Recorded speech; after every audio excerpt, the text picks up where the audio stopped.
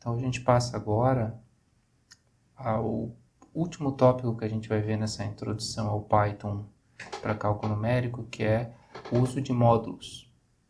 Ao longo da disciplina a gente também vai criar os nossos próprios módulos, mas aqui o que eu quero mostrar para vocês é como a gente usa funções de módulos já existentes. E daí durante a disciplina a gente vê como a gente cria os nossos próprios módulos. A ideia do módulo é a mesma ideia que existe em outras linguagens da biblioteca.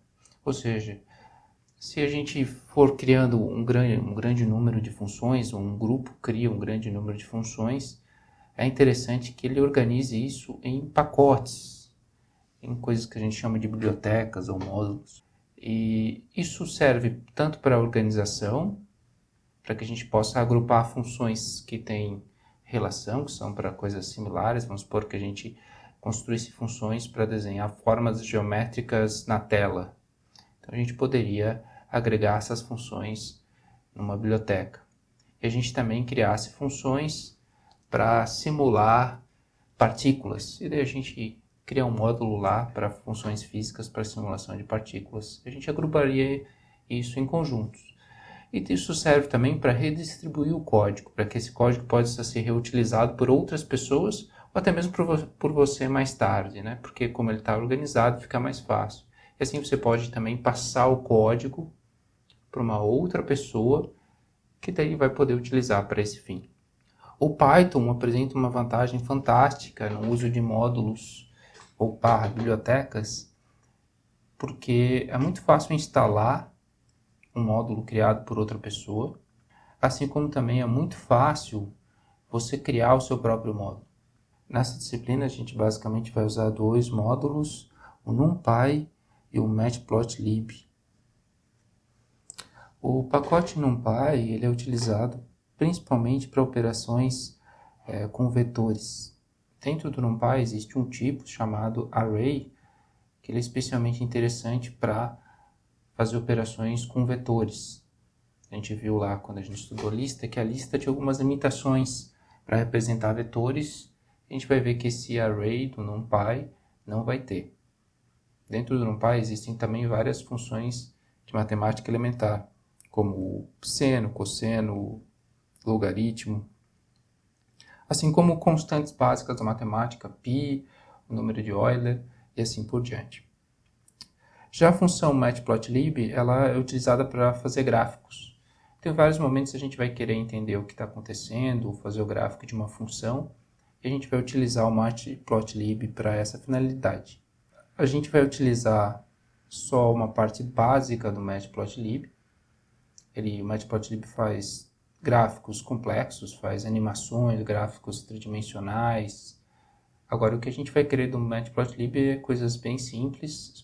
O que a gente vai utilizar o Matplotlib vai ser basicamente gráfico bidimensional estático. Então, a gente vai utilizar basicamente 2 ou 3 funções do Matplotlib. Existem diversas maneiras de importar funções de um pacote. A primeira delas vai ser utilizando o comando from.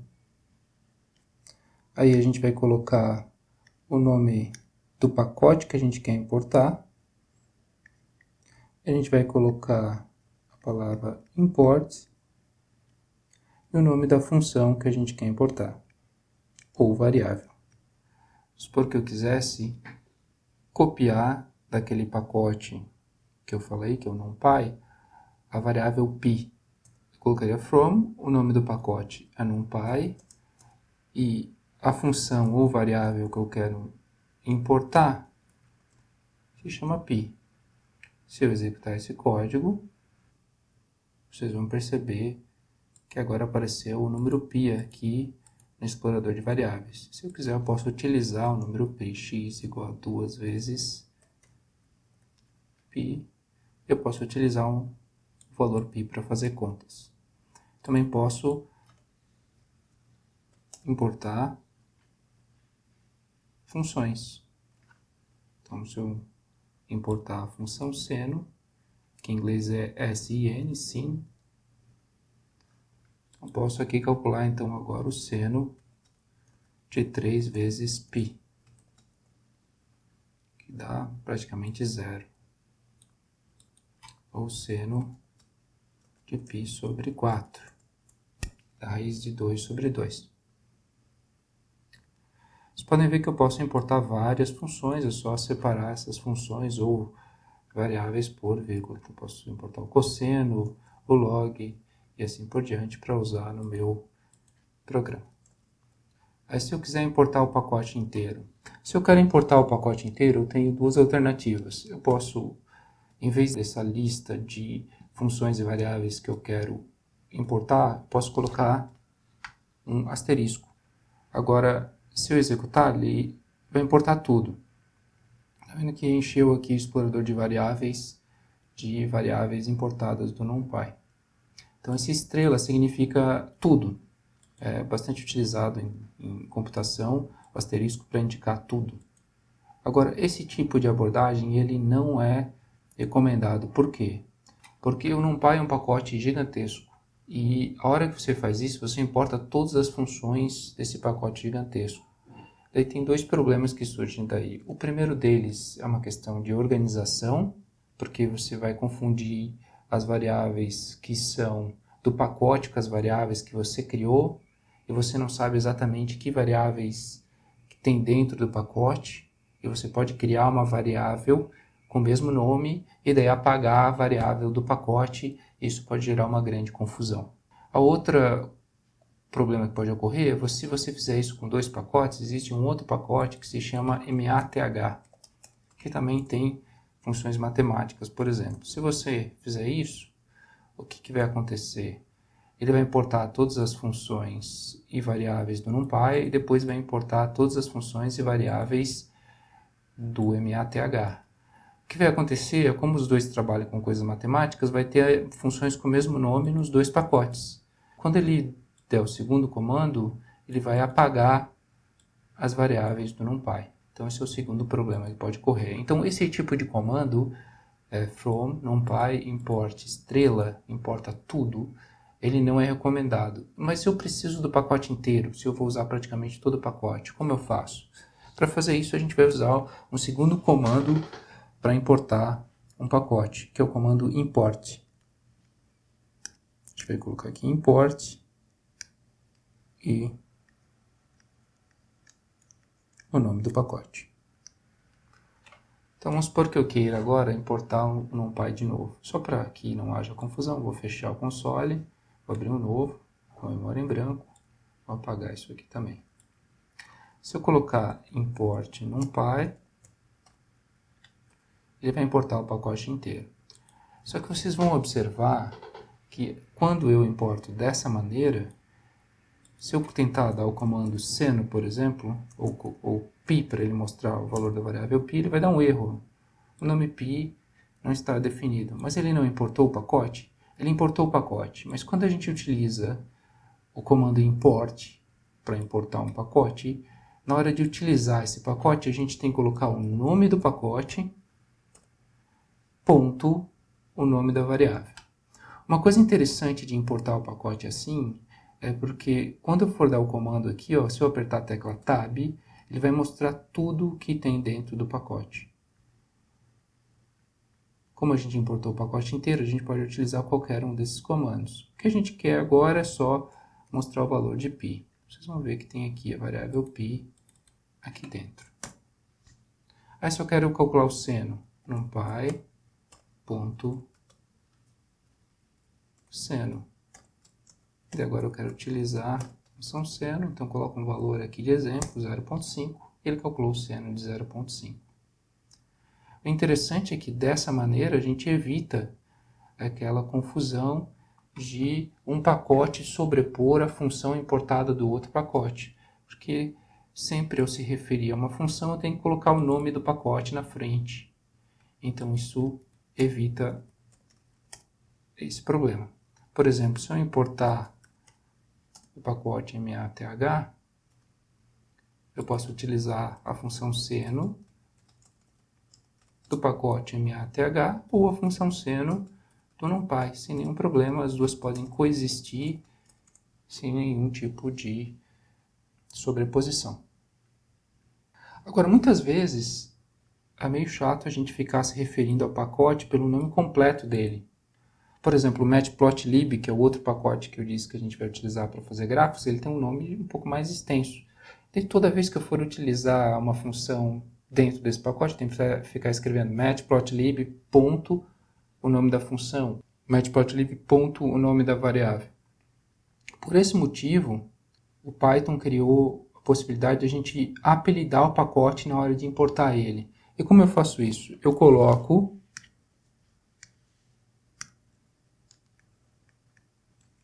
a palavra as,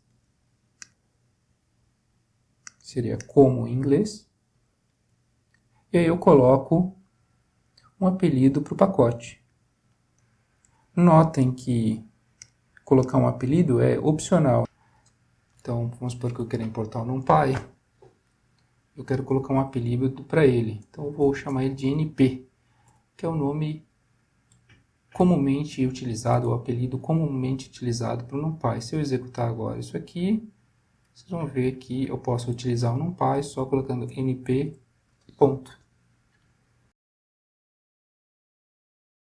Se eu quiser calcular o cosseno, aqui eu posso calcular cosseno de 0,7 e vai calcular cosseno de 0,7. Agora que a gente já viu basicamente como importar uma função ou importar um pacote inteiro, o que eu quero passar para vocês é um pouco sobre esse pacote NumPy. A gente vai estar utilizando esse pacote NumPy principalmente por causa de uma variável, de uma quantidade que existe dentro desse pacote que se chama array, que é muito utilizado em Python em geral. Para a gente criar um array, a gente vai fazer o seguinte, a gente vai utilizar uma função que se chama array. O que essa função faz? Basicamente o que essa função faz é converter um tipo avançado de dados, como uma lista, um tuple, um tipo que é iterativo, que tem elementos internos, então basicamente uma lista, um tuple, vai converter esse tipo em um array, essa quantidade nova. Então, eu vou colocar aqui uma lista com valores 1.0, 2.0 e 3.0. Então, para essa função array, eu estou passando um único argumento, que é uma lista. Ele vai converter essa lista que está destacada aqui em um novo tipo, que se chama array, e vai guardar esse valor com o nome x. Se eu executar aqui, a gente vai ver que ele vai aparecer aqui no explorador de variáveis. Vocês podem ver que ele aparece o nome da variável. O tipo, aqui não está aparecendo array. Na verdade, o que ele está mostrando aqui é o tipo do dado interno do array. Vejam que agora o dado interno do array tem um tipo só. Quando a gente trabalhou com listas, a gente poderia misturar dentro da lista uma string, um inteiro, um float, tipos diferentes dentro de uma mesma lista. Aqui eu não posso fazer isso. Eu tenho algumas vantagens, como a gente vai ver, mas essa é uma desvantagem. Eu tenho que colocar sempre dados do mesmo tipo. No caso desse x, é um float de 64 bits. Aqui está colocando o tamanho desse array. Vocês podem ver que o tamanho é, na verdade, um tuple. A gente já vai entender um pouco por que é um tuple. E aqui são os valores, 1, 2 e 3. Se eu clicar duas vezes, vocês vão perceber que eu posso ver o valor dos elementos. Agora, a primeira coisa que a gente nota sobre o array é o seguinte, eu vou criar aqui um segundo array com valores diferentes. Esse array tem o mesmo tamanho. 3, 5 e 7. Se eu executar, agora eu tenho os dois na memória. E uma coisa que vocês podem perceber é agora, se eu fizer a operação de soma de dois arrays, x mais y, vocês vão ver que o que acontece é que ele soma elemento por elemento. Ou seja, ele faz a operação como se fosse um vetor. O que é uma vantagem em relação à lista, porque a lista, quando eu somava duas listas, ele juntava as duas listas, em vez de somar elemento por elemento. Então o array vai ser ideal para a gente trabalhar como se fosse um vetor. Outra operação que eu posso fazer sobre arrays é a multiplicação por um escalar. Por exemplo, se eu pegar c igual a 2 vezes x. Vocês vão ver que c vai ser a multiplicação de x elemento por 2. também posso dividir por uma constante. Então, posso dizer que D é x dividido por 2. Então, também é possível. Existem outras operações que são possíveis fazer com arrays que, na verdade, nem tem correlação com o vetor. Por exemplo, eu posso pegar x, que é um array, e elevar ao quadrado. Se eu pegar x e elevar ao quadrado, ele vai elevar cada elemento ao quadrado. Então, tem, na verdade, além das operações que existem com vetores, eu tenho uma gama maior até de operações que eu posso fazer com esses arrays. Agora, algumas observações que eu quero fazer sobre arrays. A primeira delas é que o array ele é criado com um tamanho fixo. A hora que você criou, ele tem aquele tamanho, você pode alterar os valores desse array, mas você não pode alterar o tamanho dele. Então, se eu quiser, eu posso alterar os valores desse vetor x. Por exemplo, posso dizer que a componente 0 do x é igual a 5.1. Vou vir aqui e vou ver que mudou para 5.1 a primeira componente. Agora, o tamanho dele está fixo. Se eu tentar acessar além do tamanho dele, ele vai dar um erro. Eu tentei colocar um valor na posição 3. Ele diz, olha, isso vai além do tamanho desse array. A outra coisa é que quando eu crio o array, ele tem um tipo fixo também. O tipo dele é float de 64 bits. Se eu quiser, eu posso criar um array de inteiros. Se eu quiser criar aqui um array de inteiros, vou chamar esse array de n, é só colocar uma lista de inteiros e ele vai criar, então, um array de inteiros. A função array está pegando essa lista e convertendo no array. E a hora que ela faz essa conversão, ela olha os elementos que estão dentro dessa lista. Vê que são todos inteiros, então ele cria um array de inteiros.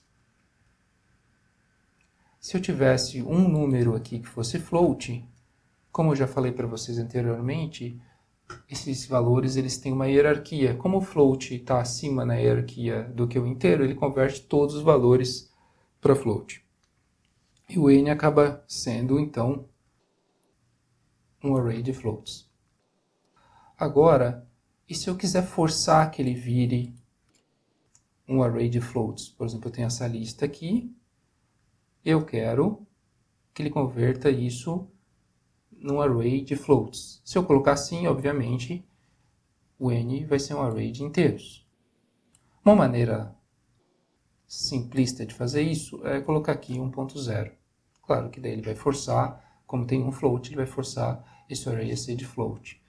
Mas às vezes a gente não tem essa liberdade. Às vezes essa lista aqui está armazenada numa determinada variável, eu não tenho essa facilidade de alterar. Como é que eu faço?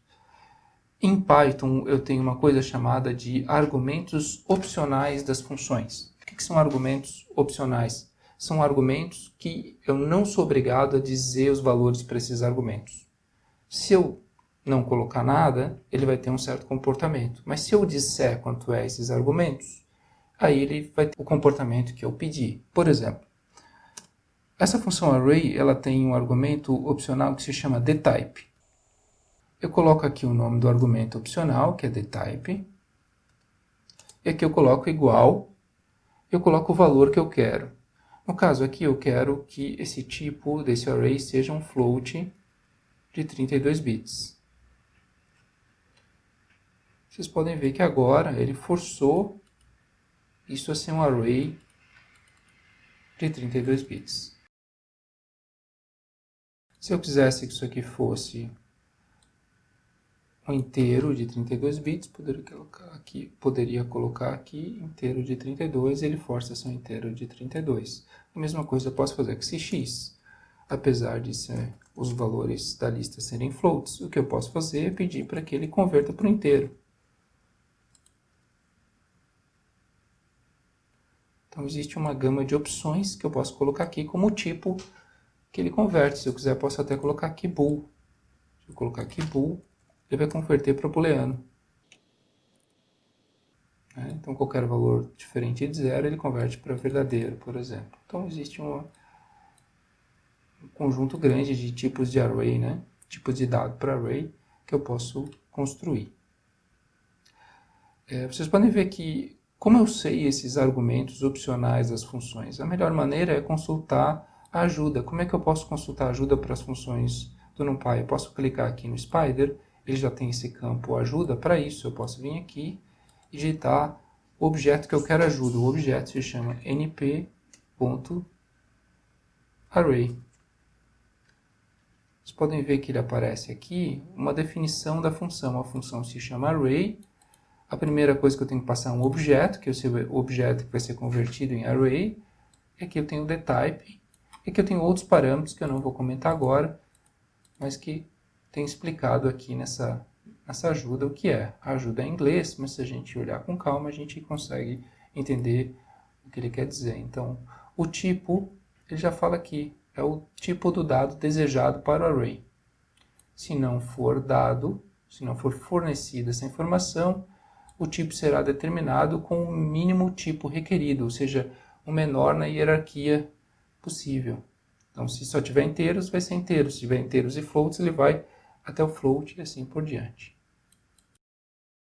Então, as funções vão ter uma série de parâmetros opcionais. Vocês podem ver que essa função array tem vários outros. O que acontece é que eles já têm valores padrões. Por exemplo, tem um parâmetro aqui que se chama o argumento, que se chama ndmin, que é igual a zero. Então, se a gente não colocar um valor para ele, ele vai valer zero. Tem um outro aqui, subok, que está igual a false. Então, se a gente não colocar um valor para essa variável, para esse argumento, ele vai valer falso por padrão. A gente vai ver que no futuro a gente vai criar nossas próprias funções com parâmetros opcionais. Isso não é nada complicado, na verdade é bastante simples. Agora, uma coisa que a gente vai querer estar fazendo com arrays vai ser criar arrays. A gente vai ver que a gente vai criar arrays tanto para a gente armazenar dados depois dentro desses arrays, quanto a gente vai querer criar arrays para nos auxiliar a construir gráficos. Então, existe uma série de funções para criar arrays. Óbvio que eu posso criar um array utilizando a função que a gente acabou de ver, que é essa função array. Para criar um array de tamanho 10, eu tenho que passar uma lista ou um tuple de tamanho 10. Uma maneira simples de criar uma lista de tamanho 10 é criar aqui uma lista com um valor dentro e multiplicar essa lista por 10. Se a gente lembrar, quando eu multiplico uma lista por uma constante, ele repete a lista. Então, o resultado dessa conta que está destacada aqui vai ser uma lista com 0,0,0,0,0,0. Aí ele vai pegar essa lista com 10 elementos e vai converter num array. Então, eu vou ter um array com 10 elementos. Se eu apagar isso aqui, se eu executar, voltar para o explorador de variáveis, vou ver que eu tenho aqui um array com 10 elementos. Aqui eu forcei o tipo a ser bool, né? Então vamos apagar esse dtype. Agora ele vai adivinhar o tipo, que vai ser float 64. Agora existem maneiras mais interessantes de fazer isso. Uma segunda função para criar um array se chama zeros. Essa função zeros, vocês podem ver que o Spider ele já coloca aqui uma ajuda para mim. O que eu tenho que fornecer? Eu tenho que fornecer a forma desse array. No caso, eu quero um array unidimensional. E o tipo, eu posso colocar, posso forçar, vamos supor que eu queira inteiro. Ele vai criar, então, um array só com zeros de tamanho 10. A gente vai ver mais adiante na disciplina que eu posso usar esse array para criar matrizes. E daí não vai ter uma só dimensão, ele vai ter duas dimensões. Eu vou ter que passar dois valores aqui para dizer qual que é o tamanho desse array. Mas por enquanto a gente vai só trabalhar com vetores que são unidimensionais. Eu tenho uma outra opção de função para criar arrays que chama ones. Que funciona da mesma maneira que os zeros, só que ele cria um array só com uns.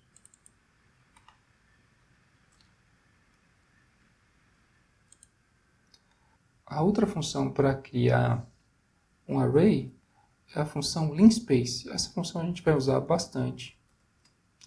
Linspace é uma função que foi copiada, na verdade, de uma outra linguagem que se chama MATLAB. Ela permite que a gente crie um array em que os valores estão igualmente espaçados. Então a gente coloca aqui o valor inicial do array, então eu quero que a primeira posição do array tenha o valor 0, eu quero que a última posição do array tenha o valor 3, e a última coisa que eu vou colocar aqui é o número de elementos que eu quero que esse array tenha, no caso 100. Então vai ser um array de tamanho 100, em que o primeiro valor é 0, o último é 3, e ele vai aumentando linearmente do 0 até o 3. Se eu rodar, ele criou o W aqui. Se eu clicar aqui, e vocês forem ver os valores dentro desse array, vocês vão ver que ele vai aumentando linearmente até chegar no último valor, que é a posição 99, em que ele tem o valor que eu pedi, que é o 3. Assim como nessas funções anteriores, eu também posso forçar o tipo. Eu quero que isso aqui seja um float de 32 bits. E se eu executar, vou ver que eu tenho um float de 32 bits. Eu posso escolher o tipo dos dados que vão estar nesse array. E por último, a última forma para criar um array vai ser usando a função que se chama arrange. Essa função, ela funciona de modo similar ao range, só que ela se chama arrange porque é um range que, em vez de criar uma lista, como era no Python 2, né? Ou aquele tipo range no Python 3, ele cria um array. Ele funciona da forma similar com o range. Eu coloco qual que é o valor que ele começa, qual que é o valor que ele termina, mais 1, e aqui qual que é o passo. Vocês podem ver que ele criou aqui um array começando em 0, terminando em 8, porque o próximo seria 10, então ele não pode chegar no 10, ele tem que parar antes de chegar no 10. Então eu estou pedindo para ele criar um array que comece em 0, que não chegue em 10 e que pule de 2 em 2. Agora a diferença do range é que eu posso colocar esses valores aqui como ponto flutuante também. Então eu quero que comece em 0.5, eu quero que acabe em, que não chegue ao 7.1, eu quero que ele pule de 0.3 em 0.3. Se eu executar, vamos ver que ele criou esse vetor M da forma que eu pedi. Então a diferença entre o arrange e o linspace é que o linspace eu escolho o número de elementos, o início e o fim. E o arrange eu escolho o passo e o valor inicial. Uma coisa interessante das funções do pacote NumPy é que elas já são preparadas para trabalhar com array. Para mostrar isso para vocês, vou apagar aqui o que eu já tinha feito. Vamos criar um array com 5 valores. A gente vai ver que uma boa prática, eu sempre vou colocar o tipo aqui. Por que eu vou colocar explicitamente o tipo? Eu não vou deixar com que ele determine. Porque às vezes a gente digita esses valores como se fossem inteiros, só que nós gostaríamos que fossem pontos flutuantes. Então, para que isso não gere confusão, a gente sempre vai se assegurar colocando explicitamente o tipo usando esse parâmetro dtype. Então, se eu apertar F5, ele vai recriar, na verdade, esse meu array X. E o que eu quero mostrar para vocês é que, se eu quiser, eu posso pedir para ele calcular o seno desse array X. Mas o que ele vai fazer, né? Porque o X ele não tem um valor só, ele tem vários valores.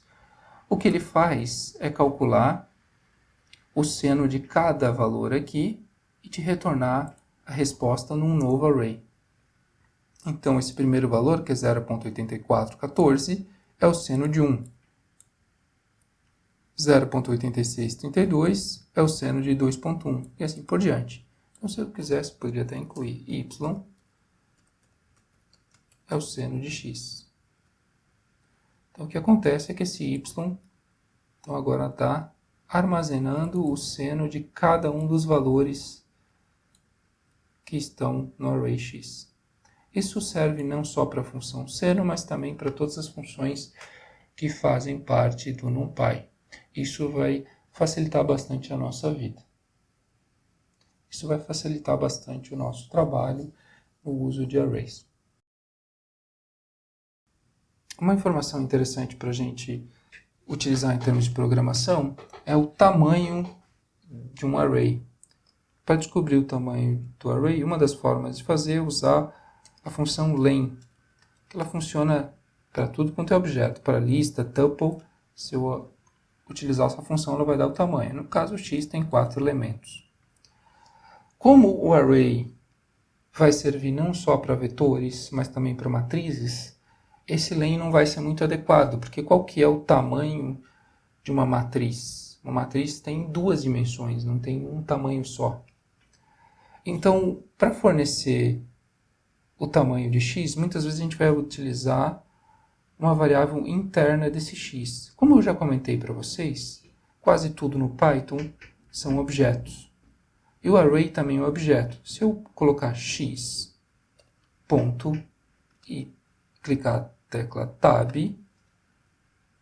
vocês vão ver que existem várias funções e variáveis internas dentro do x. E existe uma variável aqui que se chama shape. Shape significa forma em inglês. Então aqui ele está nos fornecendo a forma desse meu array. Posso notar que esse valor é diferente do len, né? Esse valor que ele está fornecendo está entre parênteses e depois o número tem uma vírgula. Se a gente relembrar um pouquinho, isso aqui na verdade é um tuple de um elemento só. Então se eu guardar a resposta desse shape uma variável t, vai dizer para mim aqui, ó, t é do tipo tuple, tem só um valor dentro desse tuple, que é o 4. Por que um tuple? Porque, como eu disse para vocês, o array pode ter mais dimensões. Pode, por exemplo, guardar uma matriz. Uma matriz vai ter 2 dimensões, o número de linhas e o número de colunas. Aí esse tuple vai ter 2 valores. Eu posso até ter matrizes tridimensionais. Por exemplo, eu tenho imagens tridimensionais. Uma imagem que é o resultado de uma microtomografia, como uma microtomografia médica, é uma imagem tridimensional. Aí dentro desse tuple eu teria 3 valores. Então, quando a gente for utilizar matrizes, a gente não vai mais utilizar essa função len e a gente vai utilizar essa função shape. E eu recomendo que vocês utilizem direto essa função shape quando trabalharem com arrays. Só lembram que quando eu faço esse comando aqui, o t não é um inteiro, mas sim um tuple. Então, se eu quiser o tamanho, eu teria que pegar, então, o elemento 0 do tuple, que é 4. Então, pessoal, esse é o básico das funções dentro do NumPy. À medida que o curso vai evoluindo, a gente vai usar mais e mais coisas dentro desse NumPy. Esse NumPy é um pacote grande, mas, por enquanto, a gente vai se restringir a isso para não sobrecarregar vocês com essa parte de programação e a gente passar, então, para a parte numérica.